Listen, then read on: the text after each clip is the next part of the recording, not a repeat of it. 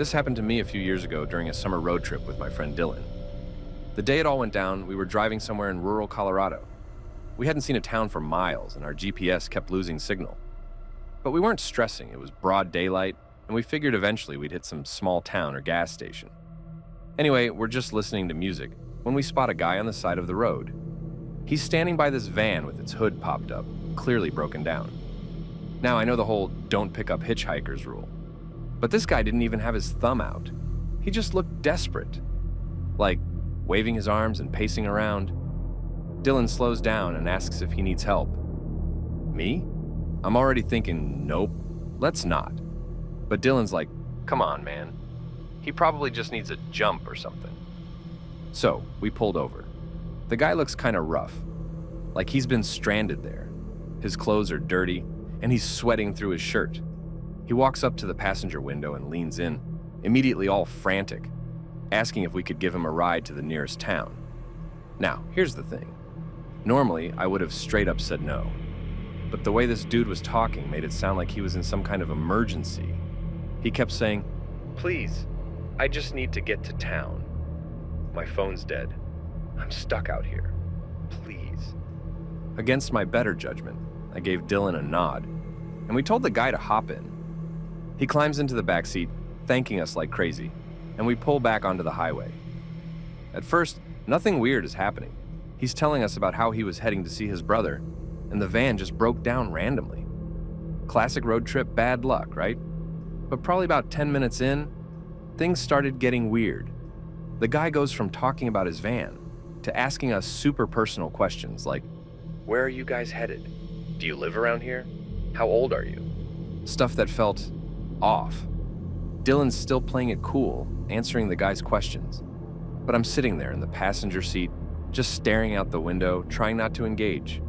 That's when the guy shifts the vibe completely. Out of nowhere, he says, you ever wonder what it's like to get away with something really bad? Both Dylan and I go dead silent. I glance in the rearview mirror, and the guy's just sitting there, staring at the back of our heads. Dylan, trying to play it off, just goes, what do you mean by that? The guy leans forward, right between our seats, and says, I mean, like, if someone did something bad out here, no one would even know. There's nothing for miles. No cameras, no people. It'd be easy. Dylan glances at me, eyes wide, and I can tell we're both thinking the same thing. We need to get this guy out of the car ASAP. Dylan keeps it cool, though. He laughs nervously and says, yeah, I guess it's pretty remote out here. Then he asks, hey man, how much farther until the town you were talking about? The guy doesn't answer. He just stares out the window, his fingers tapping on his knee, like he's thinking about something else entirely.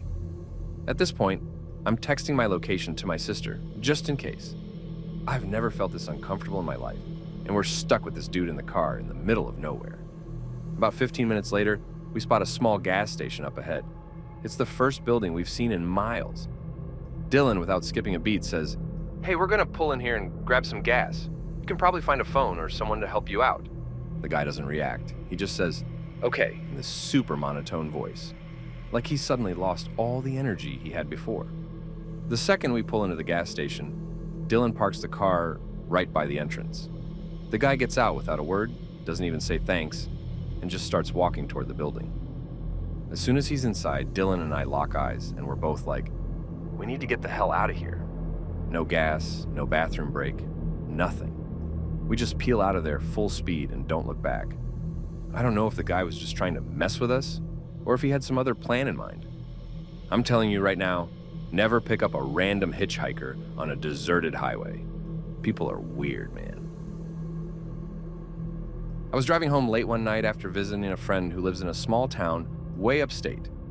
It was around 11 p.m., and I had about 2 hours left on this long, empty highway that cuts through a bunch of woods. You know the type. No lights, no cars, just endless dark roads surrounded by trees. Honestly, it was kind of peaceful at first. I had my music blasting, windows cracked, just cruising along. Everything was fine until my headlights caught something weird up ahead. At first, it looked like a bunch of tree branches scattered all over the road.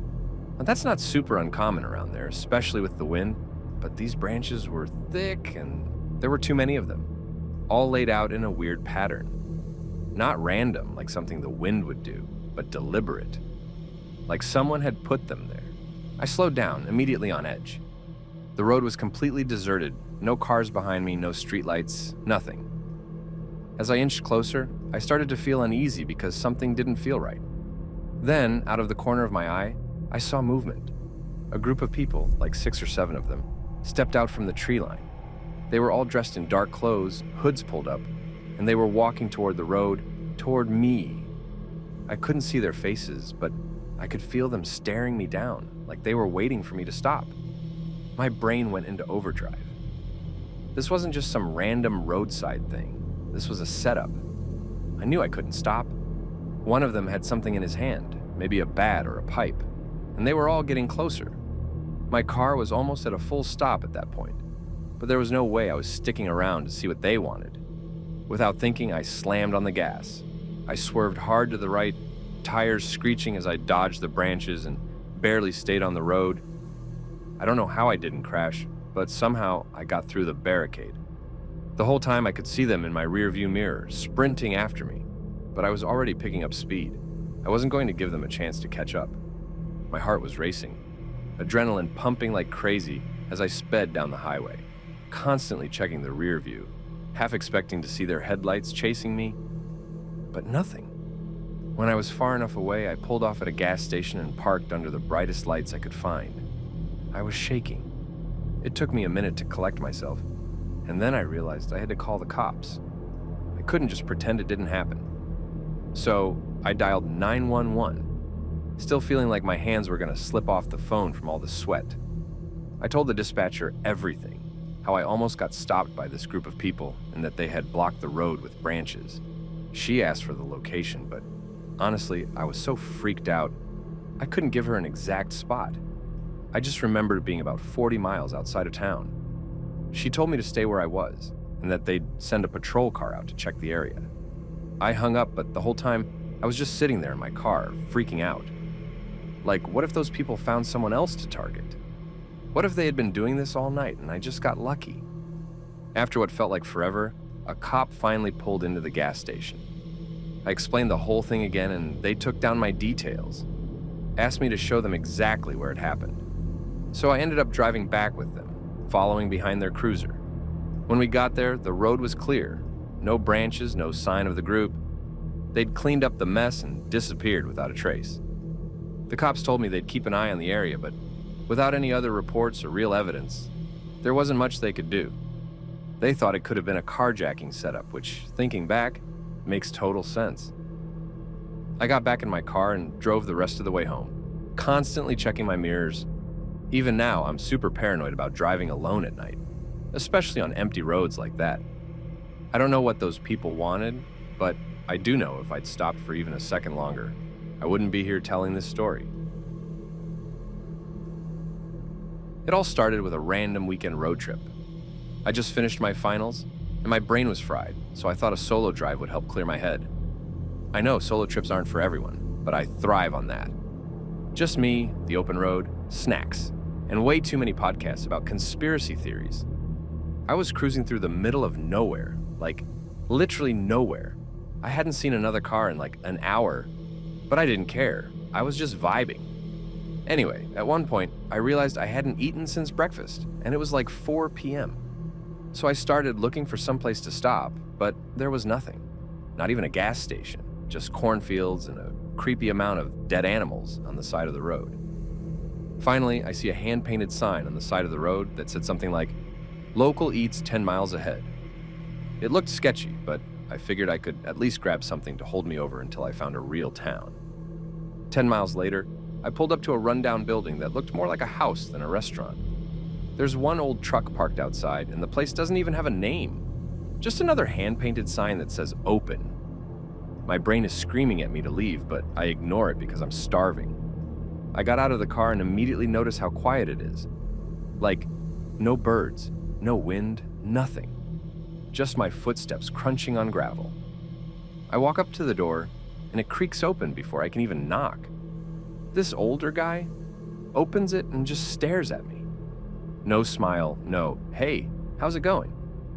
I awkwardly ask if they're open for food, and he nods slowly, motioning for me to come inside. Against all logic, I walk in. The place smells off, like that stale, greasy diner smell, but mixed with something I can't put my finger on. There's no one else there, no tables, just a bar counter with a few stools. He goes behind the counter, doesn't even ask what I want, and just starts frying something up. I sit down trying to make small talk, but he's not having it. He keeps glancing at me like he's sizing me up. At this point, my "get the hell out" alarm is going off. But I don't want to be rude, so I just wait for the food. That's when things get weirder.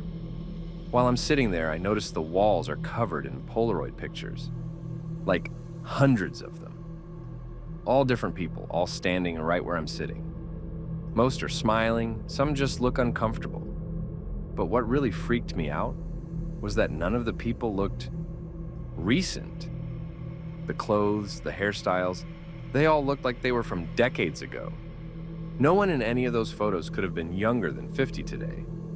I'm just staring at these pictures when the guy plops down a plate in front of me.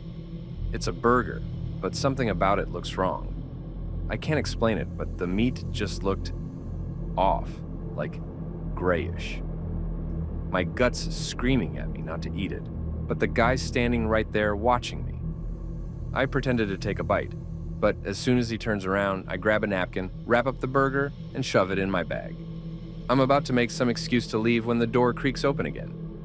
A younger guy walks in, looking just as confused as I did when I walked in. He glances at me, then at the older guy, and sits down 2 stools away. Without saying a word, the older dude starts frying up another burger. At this point, I'm freaking out internally.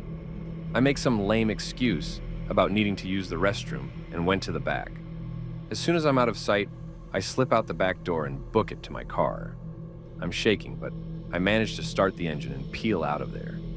As I'm speeding away, I look in my rearview mirror and see the younger guy running out of the building, waving his arms like he's trying to flag me down. I didn't stop. I drove for at least 30 minutes before I finally pull over at a gas station to catch my breath. I never found out what happened to that guy or what the deal was with that place, but I'm so glad I trusted my gut and got out of there.